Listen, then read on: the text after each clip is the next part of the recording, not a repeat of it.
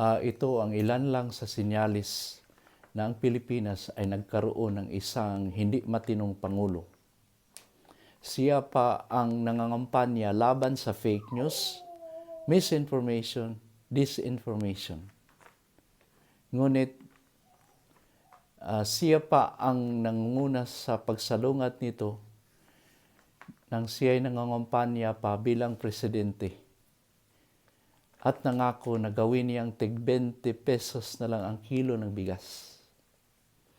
Kung ang isa sa 10 kautusan ng Diyos ay ang pag-utos sa atin ng hindi magsisinungaling, panoorin ninyo ang susunod at kayo na lang ang husga.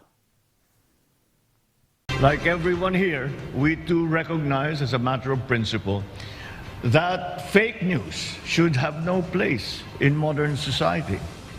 And as part of our efforts, we will undertake a media and information literacy campaign, which shall be digital, multimedia, and youth-oriented.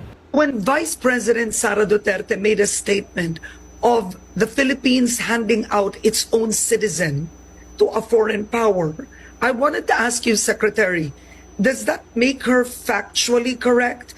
Because in the end, people were wondering, did the Philippine government arrange for the plane? Kumbaga tayo ba ang nagbigay?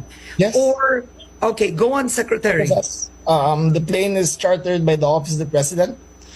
We brought them straight to the Netherlands.